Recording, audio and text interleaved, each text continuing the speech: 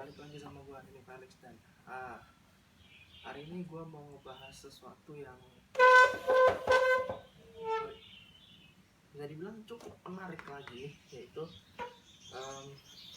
tentang negara Swiss. Kemarin kan gue sempat ngejelasin tentang negara Swiss itu dari derbynya ya, yaitu derby Zurich, dimana ada Grasshopper sama FC Zurichnya yang bermarkas di Stadion Letzigrund. Tapi hari ini kita akan bahas lagi sesuatu yang lebih besar lagi dibanding Liga Swissnya. Dan kemarin kita tahu kan Young Boys memberi kebanggaan kepada Swiss karena meloloskan wakilnya ke 16 besar setelah mengalahkan Leverkusen. Itu sebuah keajaiban mengalahkan mantan juara Europa League. Tapi hari ini kita nggak bahas itu, kita mau ngebahas tentang kenapa markas UEFA, FIFA, Olimpiade, markas komite Olimpiade itu semua di Swiss. Kalau UEFA kita pasti tahu ya, karena kan Eropa harus di negara Eropa, yang namanya asosiasi Eropa harus ada di Eropa. Tapi kita lihat dulu kenapa markasnya itu berada di Swiss. Kita pertama tentang UEFA dulu ya. Markas besar UEFA itu sebenarnya udah pindah-pindah ya, dari Paris ke Bern, terus ke Nyon. Dua kota terakhir tadi, Berne sama Nyon, itu ada di Swiss. FIFA juga punya markas di Swiss, di Zurich. Bukan cuma UEFA sama FIFA yang punya markas, ada IOC atau Komite Olimpiade Internasional di Lausanne, dan hampir 50 badan olahraga internasional dari senam, balap sepeda, bola voli, basket, bola tangan, ski, hoki, es yang mendirikan markasnya di negara itu. Bahkan Court Arbitration Sport atau pengadilan arbitrase olahraga juga ada di Swiss. Nah, kenapa bisa begitu? Ya, kita lihat, check it out. Tapi untuk itu kita cari tahu gini. Untuk FIFA ya, markas FIFA sendiri itu baru ada pada 27 Maret 2007. Belum lama banget lah. Dan itu juga berkali-kali udah pindah markas, sampai sekarang berada di Zurich, di Swiss. Dan bahkan markas besar FIFA itu juga mendapatkan keistimewaan. Jadi pemerintah kota mengizinkan jalan di mana markas besar FIFA berlokasi di namai FIFA Straße ya, atau FIFA Street. Ini bukan game ya, bukan game bola, tapi namanya memang FIFA Straße atau FIFA Street atau jalan FIFA dalam bahasa Indonesia.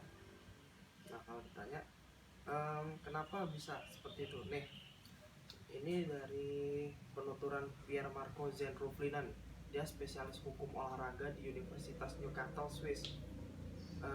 Swiss itu menarik buat banyak organisasi, buat banyak markas organisasi, karena lokasi geografisnya, tenaga kerjanya bagus, situasi politiknya juga stabil, negaranya netral, aman, kualitas hidupnya tinggi, aturan pajaknya juga bagus, dan juga sudah punya tradisi jadi tuan rumah untuk organisasi internasional sendiri. Itu ditarik ke tahun 1920-an, waktu Liga Bangsa-Bangsa didirikan di Jenewa, Swiss. Dan demi menjaga netralitas, Swiss juga nggak masuk ke anggota Uni Eropa dan NATO. Bahkan mereka baru gabung PBB itu belum lama, 2002.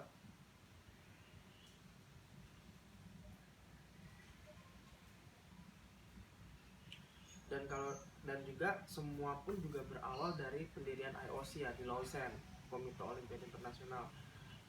IOC itu adalah induk dari segala cabang olahraga di seluruh dunia. Ini yang menjadi awal mula berdirinya markas olahraga. Dan ya, FIFA sendiri akhirnya berdiri di Swiss, di Zurich. Zurich itu kota terbesar di Swiss juga. Ada 240 kantor keuangan juga di sana. Dan tadi gue singgung soal kantor UEFA, itu di Nyon ya. Kalau kantornya UEFA tuh di Nyon, itu mereka mendapatkan bisa mendirikannya setelah kesepakatan jual belahan dengan La Colline.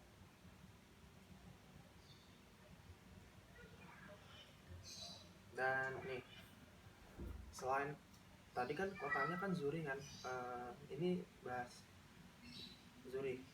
Kotanya selain indah dan asri, si bapak Olimpiade yaitu Pierre de Coubertin milih Lausanne jadi markas IOC karena kota ini secara umum jauh dari huru hara tadi yang gue sebut ya, netral, terhadap 2 perang dunia. Swiss ini negara yang sangat aman dari perang dunia satu dan perang dunia 2 yang berkecamuk saat itu. Dan negara netral tertua di dunia juga, nggak pernah ikutan perang dunia dan segala jenis perang.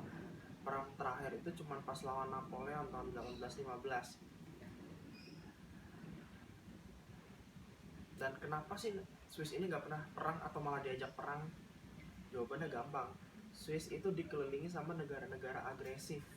Prancis di sisi barat, Jerman di sisi utara, Austria di sisi timur, dan Italia di sisi selatan. Berarti harusnya rawan dong. Dalam artian lu dikelilingi negara-negara yang semuanya tuh perang. Dari Prancis dengan dipimpin Napoleonnya, Jerman dengan Hitler, fasisnya Hitler, terus ada Italia dengan Benito Mussolini-nya. Nah, kenapa bisa sampai nggak diajak perang? Dan harusnya kan negara ini nggak aman dong kalau sekelilingnya juga negara-negara yang sering perang. Ternyata kontur geografinya Swiss itu menantang banget. Kenapa? Di selatan ada pegunungan Alpen, gede banget, pegunungan salju Alpen yang memisahkan antara Italia dan Austria. Di barat dan utara juga ada pegunungan Jura. Lalu ada dataran tinggi atau plato Midland di tengah negara mereka, yang bikin negara ini penuh sama bukit, sungai, dan danau. Makanya Swiss itu juga termasuk namanya landlocked atau negara daratan terkunci, maksudnya nggak ada pantainya.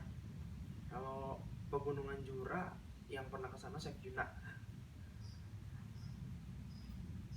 Kalau negara lain mau invasi Swiss, nih kalau ada negara yang mau ngajak perang Swiss atau mau nantangin perang Swiss, itu harus dari jalanan, nggak bisa dari gunung. Makanya di setiap jalan perbatasan mereka pasang dinamit yang sewaktu-waktu bisa diledakin buat memutus aksesnya orang-orang yang mau datang dan keluar dari Swiss sampai sekarang.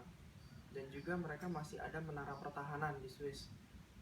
Dan sebagai tambahan, saking amannya, bahkan kalau ada perang nuklir, Swiss satu-satunya negara yang aman. Mereka punya fallout shelter nuklir yang cukup buat diisi seluruh populasi. Artinya, maksudnya fallout shelter itu maksudnya pengungsian di bawah tanah ya, dan mereka masih nyisain ruang yang masih muat buat nampung 1,2 juta jiwa lagi.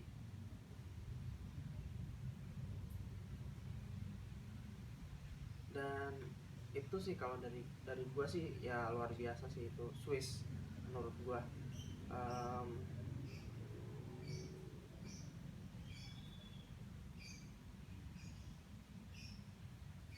Kalau menurut gua sih dari yang penuturan tentang Swiss ini negara yang indah, negara yang luar biasa. Mereka penghasil susu, keju yang bagus, juga negaranya cukup damai. Dan Swiss itu jadi salah satu negara destinasi yang populer untuk orang-orang pergi ke Eropa. Dan juga kalau kita lihat Swiss itu selalu menghasilkan, untuk sepak bolanya menghasilkan pemain-pemain yang luar biasa semua kan. Ada Remo Freuler, ada Granit Xhaka, ada Xherdan Shaqiri, ada Diego Benaglio dulunya, ada Pascal Zubebuehler, ada Jan Sommer, ada juga si Brel Embolo. Banyak pemain-pemain Swiss, Ricardo Rodriguez. Dan perlu tambahan satu lagi, di Swiss itu mereka tidak punya bahasa resmi negara mereka ya. Jadi mereka itu bahasanya ada 4 yang dipakai: Inggris, Jerman, Itali, Prancis. Cuman yang paling sering dipakai tuh Jerman sama Prancis. Itali mungkin nggak terlalu banyak, sama Inggris juga nggak terlalu sering. Itu pun kalau Inggris pun dipakai cuman kalau memang ada orang-orang yang datang dari luar negeri dipakainya. Nah, jadi Swiss itu menggunakan 4 bahasa untuk sana. Jadi kalau lo cuma bisa bahasa Inggris, aman deh kalau kesana, kan lebih gampang karena orang Swiss juga bisa bahasa Inggris. Dan itu sih dari gue untuk informasi tentang Swiss, dan semoga itu jadi salah satu rekomendasi juga untuk tempat wisata kalian. Kalian mau nengokin kantor-kantor organisasi olahraga dunia, bisa di sana. Oke? Thank you, thanks for watching.